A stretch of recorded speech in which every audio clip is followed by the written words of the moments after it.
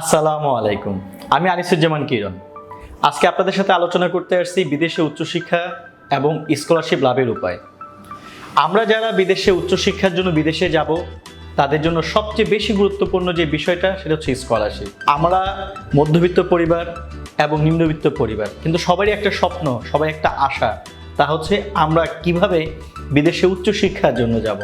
কিন্তু এই উচ্চশিক্ষার জন্য যে খরচ, এটা আমাদের প্রত্যেকের বহন করাটা খুবই কষ্টসাধ্যকর। এই জন্য প্রত্যেকটা ছাত্র, অভিভাবক থেকে শুরু করে সবাই একটাই প্রত্যাশা করেন যে কিভাবে স্কলারশিপ পাওয়া যায়। এবং আমরা যদি অল্প খরচে বিদেশে পড়াশোনা করতে চাই তাহলে সেক্ষেত্রে সবার আগে যে বিষয়টা আমাদের মাথায় আনতে হবে এবং চিন্তা ভাবনা করতে হবে সেটা হচ্ছে আমি যেখানে যাচ্ছি, আমার গন্তব্য যেখানে, আমার ডেস্টিনেশন যেই দেশে, আমার ডেস্টিনেশন যেই ইউনিভার্সিটিতে, ওই জায়গায় যেন আমি একটা ভালো একটা স্কলারশিপ পাই। স্কলারশিপটা পাওয়ার জন্য আমাকে আগে থেকে প্রস্তুতি নিতে হবে। বললাম আর পেয়ে গেলাম এমনটা না। আমাদের এই স্কলারশিপগুলো প্রত্যেকটা ইউনিভার্সিটি, প্রত্যেকটা কান্ট্রি, তাদের একটা নির্দিষ্ট প্যাটার্ন আছে, তাদের একটা প্রসিডিওর আছে। এই প্রসিডিওরগুলোকে আমরা ফলো করব। এই প্রসিডিওরগুলো ফলো করার সময় আমরা খেয়াল রাখবো আমার যোগ্যতাটা কতটুকু আছে। এটাও কিন্তু স্কলারশিপ লাভের জন্য, স্কলারশিপ পাওয়ার জন্য এটা সবচেয়ে বেশি গুরুত্বপূর্ণ। ধরা যাক একজন স্টুডেন্ট, সে এইচএসসি পাস করেছে 2022 সালে, হ্যাঁ, কিন্তু তার একাডেমিক রেজাল্টটা, এইচএসসি রেজাল্টটা খুব ভালো হয়েছে, কিন্তু তাদের ম্যাট্রিক, এসএসসি সমমান পরীক্ষাতে সে ভালো রেজাল্ট করতে পারে নাই।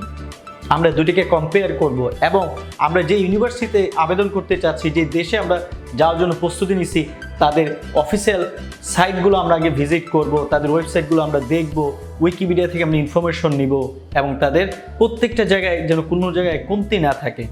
আবেদন করলেই হবে না, আবেদনের সাথে আমাদের এই জিনিসগুলো মাথায় রাখতে হবে। আরেকটি বিষয় আমরা অনেকেই এই জিনিসটা ভুল করি, তা হচ্ছে আমাদের কাগজপত্র যেভাবে প্রস্তুত করা প্রয়োজন সেভাবে আসলে আমরা প্রস্তুত করি না।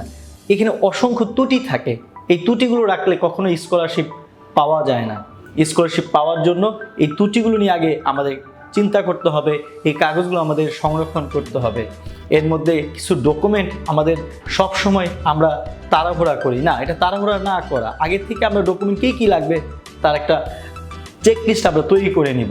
সুতরাং আমরা যখন আমাদের ডকুমেন্টগুলো সঠিকভাবে আমরা নিজেদের কাছে প্রস্তুত করে ফেলব, তখন আমাদের একটা আইডিয়া হয়ে যাবে, আমাদের একটা জ্ঞান চলে আসবে। এবং এই জ্ঞানের সাথে আমরা অনেকেই গ্রাম অঞ্চলে থাকি, আমরা অনেকেই শহর অঞ্চলে থাকি, অনেক সময় আমরা নিজেরা অনেক জিনিসগুলো বুঝি না যে আসলে তারা কি ডকুমেন্ট চাচ্ছে। এর মধ্যে স্কলারশিপ পাওয়ার জন্য দেখা যায় একটা statement of purpose, motivational letter লিখতে হয়। আসলে এটা কীভাবে লিখতে হবে আমরা অনেকে এই জ্ঞানটা খুব অল্প থাকে। আমাদের কি কি ডকুমেন্টের কিছু ডকুমেন্ট আমাদের মিসিং থাকে। আসলে এই সকল যত রকমের সমস্যাগুলো আপনারা ফেস করবেন, এই সমস্যাগুলো সমাধানের জন্যই আপনাকে কনসালটেন্সি ফার্মে আসতে হবে। আমি Anisuzzaman Kiran, sunrise education and কনসালটেন্সের ফাউন্ডার অ্যান্ড সিও।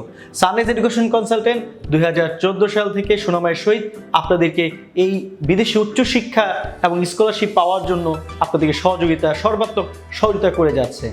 স্কলারশিপ পাওয়ার জন্য যেভাবে আপনাদের পেপারস গোছাইতে হয়, ইউনিভার্সিটি রিকোয়ারমেন্ট অনুযায়ী যেভাবে আপনাদেরকে ডকুমেন্ট প্রেজেন্ট করতে হয় এবং কোথায় কিভাবে আপনারা সেই আবেদনটা করবেন, সেই আবেদন করার জন্য আমরা সর্বাত্মকভাবে আপনাদের জন্য সাহায্য করে থাকি। এবং এই সাহায্য করার জন্য আমাদের কোনো প্রকার আন্তরিকতার দিক থেকে কোনো প্রকার ত্রুটি থাকে না। আমরা চাই আপনারা আমাদের অফিসে ভিজিট করুন, আমাদের সিনিয়র কনসালটেন্টের সাথে আপনারা পরামর্শ নিন এবং আমরা চাই আপনারা বিদেশে উচ্চশিক্ষা নিয়ে দেশের জন্য আপনারা কাজ করেন, দেশকে আপনি উন্নত করেন। একটি শিক্ষিত জাতিই পারে একটি দেশকে উন্নতির পথে নিয়ে যেতে। আপনাদের উন্নতি আমাদের দেশের উন্নতি, আপনাদের উন্নতি আমাদের উন্নতি। আসসালামু আলাইকুম। আপনারা সবাই ভালো থাকবেন। কথা হবে অন্য একটা ভিডিওতে।